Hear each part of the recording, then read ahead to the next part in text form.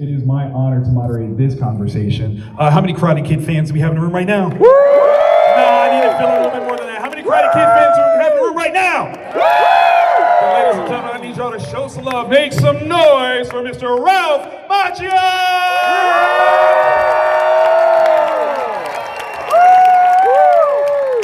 Yes, sir.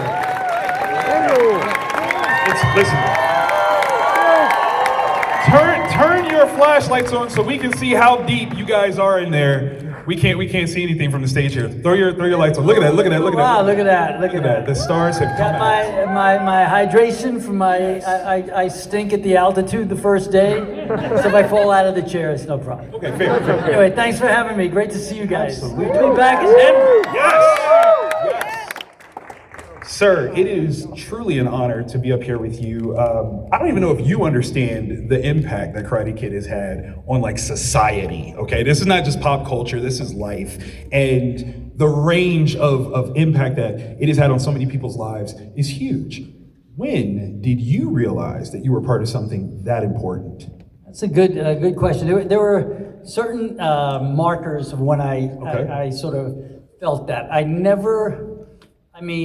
The fact that we're here in 2026 and we have like 8-year-old kids that know of that movie and watch the Cobra Kai series and everything else, that was beyond anyone's expectations. The first moment when I made the movie, I didn't know.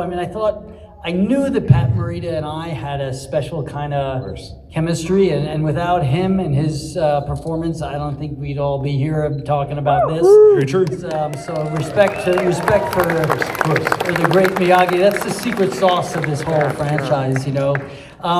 But I saw the movie for the first time in New York City about a month before it came out, and I hadn't seen a frame of it outside of some of the sound work dubbing you do. Right. And it was a theater, a crowd like this, and I just sat, I felt like I was in the back of a roller coaster, just taking all the turns, seeing all the heads bobbing, and by the end of it, I walked into that theater a couple people knew me from The Outsiders or whatever. Make some noise for the Outsiders, y'all. Yes. I'm slowly dropping every movie credit. And by the time I left that theater, I felt like I won the World Series, the Stanley Cup, and the Super Bowl. That's right. And everybody on the street was doing the crane move, and that was the first time I was like, we got something. That's right. And then once it hit, and then years later became kind of pop culture references, even parodied references. Sure. Sweep the leg, get him a body bag, paint the fence, show me wax on wax, all that stuff. It became part of the lexicon of the world. Yes. And then the comedy writers had so much fun, with it over the years. Whether it be Disney Channel shows or major motion pictures, it was referenced. Absolutely. And then the Barney Stinson of it all, the How I Met Your Mother. Let's go! That the true Karate Kid was Johnny Lawrence, his hero. Crazy. All of a sudden it became a whole other upsweep. And then you know, it never went away. You know, sometimes people say, wow, everything old is new again with the Cobra Kai series. And I said, you know, it was never old. It was always new. That's right. That's right. It was always new, which is really a testament to you guys who embraced it. And now we have close to 4 generations that enjoy it. I love that. Make some noise for that, y'all. That's incredible. Now, obviously, I think one of the things that has to be like stated, it wasn't that The Karate Kid was like this anomaly piece that came out at a time where pop culture wasn't anything. 1984 was a huge year for cinema, specifically pop culture. What was it about that time period, you think, that gave us so many great movies, with Karate Kid being the top? Well, you know, that time, you know, people still, I mean, they share 80s movies with their kids. And I don't think that'll go away because, I mean, some of it is a little campy because movies are different. Sure. But, you know, I mean, The Karate Kid holds up outside of the big hair and the mismatched wardrobe, you know. That's coming back too. I'm sure that's coming back. When you think of, you know, Indiana Jones, you think of the John Hughes movies of that time, you know. 84 was it Gremlins or? Gremlins. Yeah, you probably Terminator. know. You guys know better than me. Yeah.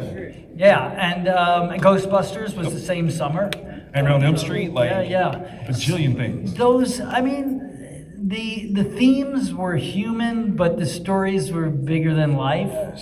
You know, I mean, the Karate Kid has always worked on a human level, but the fact that you know, a mentor, a Japanese mentor, could rub his hands together and fix everything, and then a guy who knew very little karate could stand on one leg and beat the best guy in town. That's wish fulfillment. That's aspirational storytelling, and the Daniel LaRusso character. The beauty of that character is he had really no business winning anything. And so he was a reflection of all of us who wanted to, you know, top the bullies or get through high school and get the girl and do all those great things. That is wish fulfillment. And I think a lot of those films had that, and I think that is the reason for that. It's absolutely brilliant storytelling. And I think we all famously know that you were a little bit older than the high school age that you were portraying in that first movie, like a teeny tiny bit. But I played 16 for 37 years, I think. That's one of my jokes. My kids who are adults right now, they'd walk out. Oh, he told that joke. Well, it works. You could do it now. I believe in you. No, I was 21 when I was making that movie, and so you add what I might call the Macchio curve, and then subtract whatever the years are. Now it's getting a little bit tougher, but only a little bit. A little bit. My question: he does look great, doesn't he? Thank you. Did you have any experiences in high school that kind of mirrored Daniel LaRusso? Very few. Okay. I certainly was, you know, never picked first for the dodgeball team. I was not picked last either, so I was somewhere in the middle or down the bottom half, if you will. There were a few getting picked on moments. My cousin was a year older and like ahead of the wrestling team, so they knew they wouldn't, you know, I kind of needed to call on him if ever. But I think I got myself, here's the difference between Macchio and LaRusso. One of the many differences. As similar as we are, the biggest difference is if I got my ass kicked by like 5 motorcycle riding karate guys in skeleton outfits, I probably would figure out a way not to go back. Fair. But LaRusso, he had chutzpah, that's right. He had balls, if you will, and he did not back down. He was also very much act first, think later, where Macchio might think first and then act. But it makes a much better movie with LaRusso's mentality. You know, I would even say in Cobra Kai, when we're in season 3 and 4 and still having the same argument for 40 years, I would have probably moved to a different town and taken up a different sport. But once again, it doesn't make as entertaining of a piece. So that's been the fun challenge with LaRusso over these years. is finding the truth in that while maintaining the entertainment value. I love that. I love that. That cousin that you mentioned earlier, his name's not Vinny, is it?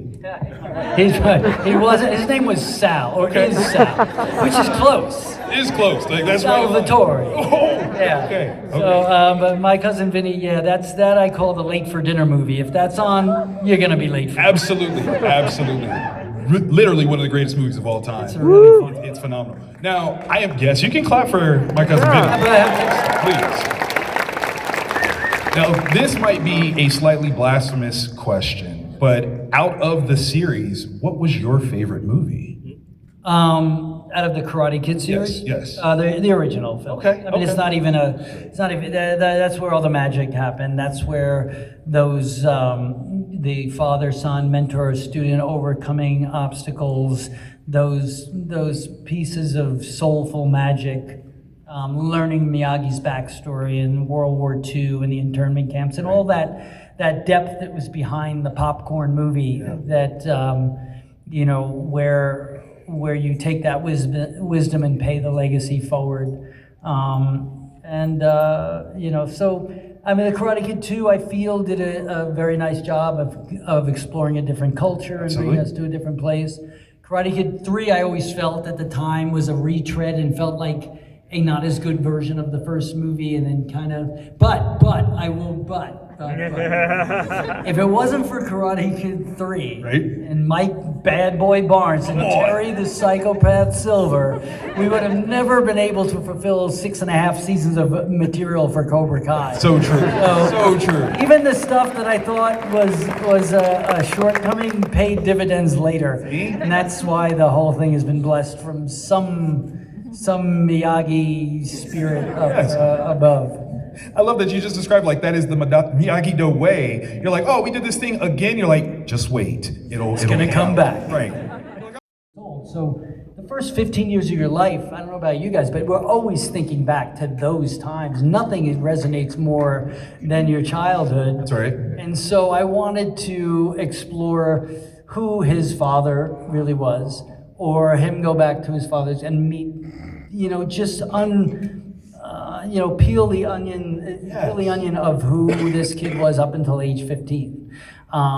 Because we got to do that with Johnny Lawrence, we just never got to do that with Daniel LaRusso, and so if there's one area that I felt I didn't get to tap into is who he was. We had one scene in Cobra Kai, I think it was season 2, you guys would probably know better than me, where Randy Heller, who plays Lucille LaRusso beautifully, the mom, Daniel's mom, and we're looking at pictures and we spoke a little bit about the Jersey life. Yeah, the Jersey life.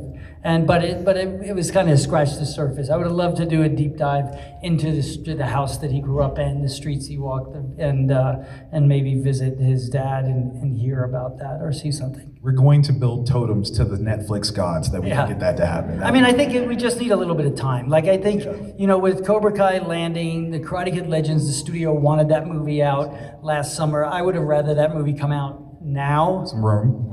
Just to let it breathe, but it's show business. Hey. And so I think it's time to sort of reset the battery and find out what would be the right next step. As long as it's organic and genuine and truthful, I think there's room, but it doesn't make sense to just go back and retread. They've done a beautiful job, these creators, writers, from Robert Mark Kamen to John Josh and Hayden with Cobra Kai, in always making it fresh and relevant, yet nostalgic and yesteryear at the same time. Really a testament to them. It's a brilliant blend. Like it's perfectly done. Now, you obviously are a movie star, but are you a movie lover? Do you have a favorite 80s movie that you might have been in, might not have been in? So many. I mean, some of them are not even though they came out in the 80s, they're not necessarily 80s movies. I mean, like I love Bueller, Matthew Broderick, Ferris Bueller's just incredible. But in the 80s, the movies, I cried 1,000 times watching E.T. That movie's perfect. And then Raging Bull, which is not a movie that you would say in current times, it's a tough movie to watch. but that Scorsese and De Niro and Joe Pesci tie into My Cousin Vinny is a favorite of mine. Those are really good choices, though. Like, I think one of the things that All over the place. No, it's a good range. Yeah. Because it shows that your interest as a storyteller is wide, and I think that's one of the things that we've connected with in terms of your career is you don't play the same person every time. Even if it is Daniel LaRusso, you still come at it from a different point of view. Is that something that you aim to do with each of the projects? Is to try to find something a little different from what you've done before? Yeah, of course. You have to. I mean, that was Billy Zabka, who unfortunately couldn't be here today. I mean, Johnny Lawrence, how awesome was he? He's awesome. I mean, I always say if Zabka doesn't deliver in the opening episodes of Cobra Kai, that series does not continue and he knocked it out of the park. And we've become such great friends.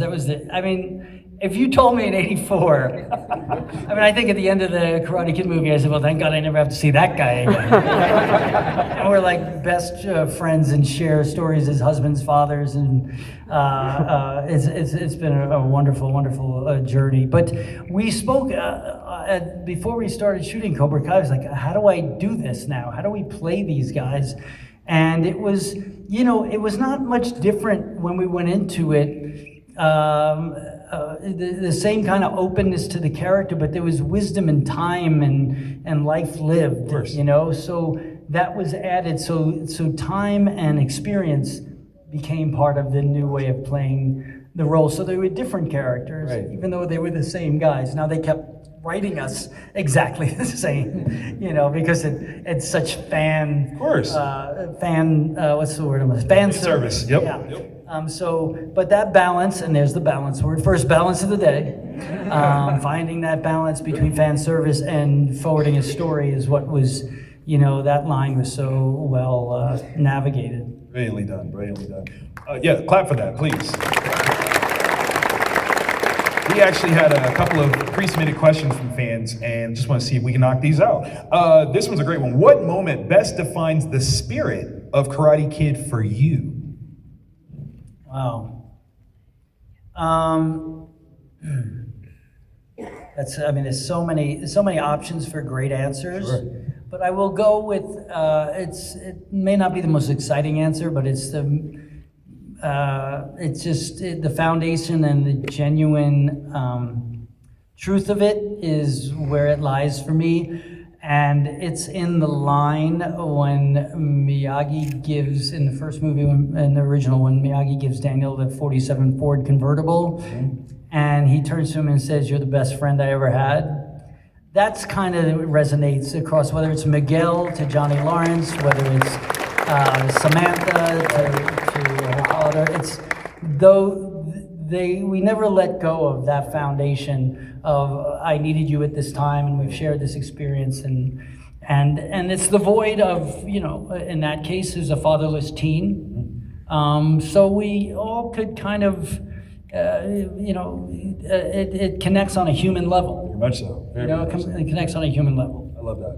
This next one, this one's kind of presumptuous, so hopefully we're not in the wrong direction. How did martial arts training change you personally? Did you do any training after Karate Kid? I did, and not really after Karate Kid as much. In Cobra Kai, as I was as young as I was doing Cobra Kai, it was much harder. Okay. It was all, everything. I think Billy Zabka kept it up. Right. And it showed because he's damn good. And his flexibility is I used to be so flexible. It's like, why is this leg stopping here? That was, that's just part of age. It's always tough. It's like I have to wear reading glasses now. Same thing. I can still, do some of it, but it took more work. And in Cobra Kai, I took it far more seriously, because I didn't just bounce back and springboard. I have, there's maintenance, preventative maintenance from injury prevention is part of it. And so I did, Don Lee, our great stunt choreographer for the last, from season 3 on, I think, or season 4, 5, and 6, of Cobra Kai he trained with Okinawa and goju style, which was Miyagi's type of karate, and he says, you need a black belt and you're getting a black belt. And we trained through it, and by the end of the series, I finished shooting Cobra Kai, and then the next day I flew up to Montreal to shoot Karate Kid Legends, and I said, yeah, I guess you're right, there's no way I'm gonna walk on a set with Jackie Chan and not have a black belt. And I did, and I got my black belt in That's awesome. That's cool. That is awesome. Now, since you mentioned Jackie, we gotta bring it up. To meet such a legend of martial arts cinema, like, what was your first conversation like? He was, I met him briefly, but it wasn't really meeting him. It was on the red carpet for the Karate Kid remake, 2010 remake. And so we just met very briefly then, but I never spoke to him. Once I got up on location, they had already started shooting the film because it was very tough because we were still making Cobra Kai, so we had to shift the schedule around. I literally had one day, it was like the wrap party on a plane, and I'm on the rooftop of this building shooting this the climax scene of the Legends movie. He was, there was a great deal of respect between the both of us. It was so funny, he thought when Will Smith called him to do the remake, he was going to be the Karate Kid character, because when he was a kid, when they made the Karate Kid movie and he went to see it, he wanted to be that guy, you know. What's amazing about Jackie is his work ethic. He's a kid in a candy store. He was first there on the day and last to leave, and if the lights fell down, he was the first one to jump up and put the light up and grab the ladder. And he's really always offering ideas, and when it came to the martial arts, he was always right. Like if I said, well, I think it, he'd be like, no, this is it. I wanted so much to say, yeah, but in the Miyagi, yeah, but no, this is it. So I would push on my Miyagi-Do for life theories, and he'd come from his side of it. But the way he would put those sequences together, and it was really quite impressive. But he was in no way the aging martial artist who was phoning it in. He wanted, even when he saw a scene, he would jump in. And wow. Here's one quick story. There was a sequence where, for anyone who saw the movie, where we bring the kid down to, it's so funny, I was the kid, but we bring this kid down to the subway turnstiles to slide onto the turnstile to get as low as possible to avoid the dragon kick or whatever. And the stunt guy kept getting jammed. His sneaker kept getting jammed on the cement, like it did not slide through. And Jackie was like, I need powder, get me a ladder, get me this. And he was concocting this plexiglass thing, and he put powder on it, and the stunt guy did the next thing, right through. And he was all in, and it was really cool to have that dedication. And I pride myself on the same thing, although I don't kick as high as Jackie Chan. I mean, listen. I had one good kick. That's all I needed. That's all you need. That kick has lasted for years. Okay, no, we're good. Okay, this is a really solid question. If Daniel met a student today, what advice would you give them? Kind of the same I try to do in parenting, and here's the second use of balance. Okay, so it is truthfully the Miyagi-isms that were in that movie are life lessons for all of us. I mean, it's not just fortune cookie philosophy, and I think the one that I always harken back to is walk left side safe, walk right side safe, walk middle, get squished like grape. And in life, you make choices. Whether they're the right choice or the wrong choice at the time, you lean into those choices, you own up to them, and you learn from them, good, better, and different. Where if you waffle down the middle, you're not living your fullest life. So I think that's when I would say, whether it's in martial arts or in just navigating day to day. That's brilliant. Make some noise for that. That is deep wisdom. I love that. Years later, any restaurant I'm in with a pair of chopsticks anywhere near me and a fly is in the building, I have about 9 seconds to get out of there before all the jokes start coming. So I didn't perfectly answer the question, but that's something that I experienced that has become cinema magic, And nowadays, it's so much easier to do. Later I'll come up with 5 others, but it was a worthwhile story. No, that is a perfect story. Perfect story. The work that goes into capturing the moments that we love. That's just what it is. Okay, now this one's a deep one. Who is the ultimate underdog in your eyes? Wow, these are getting deeper. I don't have Zabka here to say, hey, why don't you take that one? The ultimate underdog. I mean, that's a tough question because I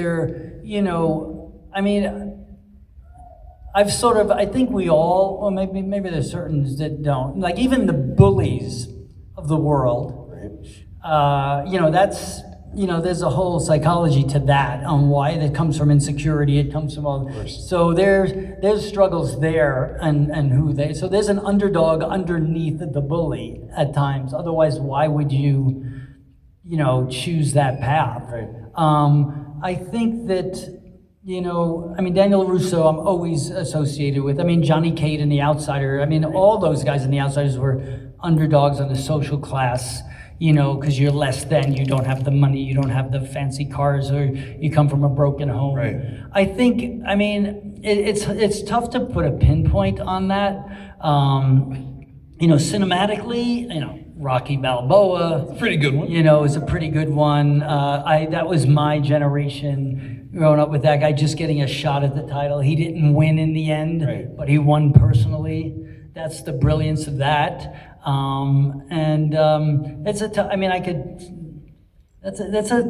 It's hard to pinpoint specifically. There's no one character or one element that I could bring forth. I think that we all have felt. I've felt the underdog outside of as an actor, just growing up at certain times where I felt less than, and it's I think that's something we all have to work through. And I think that's why these movies, some of them I've mentioned, and this one, The Karate Kid, resonates because we've all connected to feeling that way. Absolutely. LaRusso was the every kid next door. And Rocky Balboa was kind of that. Right. Same director, for those of you that is true. The great Very John true. Avildsen. That's right. I think one of the things that we all kind of latch onto is the authenticity of that idea, right? You capture the every man in these characters so very well. And I think that's something that we celebrate in you, in your performance. So thank you for giving us that, because that's such a huge thing for us to be motivated and inspired by. Now, just to kind of make it a little lighter, obviously, in The Outsiders, you play Johnny. Karate Kid, you fight Johnny. Was there ever a moment where you were like, what is my life right now? Well, when they asked me to do Cobra Kai, and I knew Zabka was in, and I was, at first, I needed to hear it all. At the end of it, when I decided, let's jump in this pool, and I had no idea what the temperature of the water was, I said, well, at least now I'm truly doing it for Johnny. Hey, there you go. Yeah. I've had the fortune of working with Billy before, and I got to ask him about this, and I'm curious what your thoughts were in terms of the meta, context of the impact of The Karate Kid. Just One of the Guys is one of those, again, classic 80s movies that came out like right after, and Billy's in it. And he's referenced, or the Karate Kid is referenced. How did you feel about that? Seeing like, oh my God, we're already being a reference. Yeah, right. That was Joyce Hauser, I think. Yes. It was crazy because, there is a line about it. She Yes. was like the Karate Kid, and I was like, oh, I guess I'm a stamp now. And there's that jerk of the '80s. He's still there. Right there. The best jerk of the '80s ever, and he gets to, in Cobra Kai, redeems himself as a three-dimensional, amazing character. It's.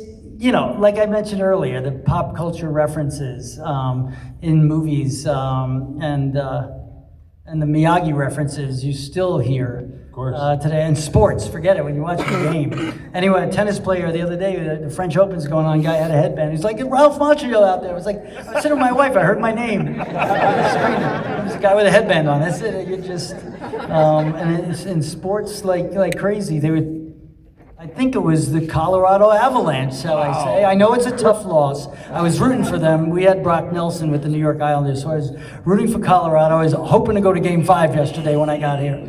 But there was a newscaster, sportscaster saying, can't we just get the Miyagi out there to fix that knee? And McKinnon is going to fight. Daniel LaRusso is going to fight just 2 days ago, 3 days ago. It's nuts. It will never stop. The Karate Kid is that important to everyone. Again, thank you for that. My last question for you is, have you ever tried that Miyagi healing tactic? That clap your hands, rub them together. Have you ever actually tried it? I've on a real injury. I'm not saying what context, just... When it's really cold outside, I do it all the time. Yeah, they did a good parody. They did a good thing in season 1 when Robbie is hurt, and it's sort of the mirror scene of Daniel LaRusso saying, "I can't go out there. I mean, I'm letting everyone down," and I rub the hands together and I call him medic. That's probably, which was a kind of a nice. It was a nice, homage to that.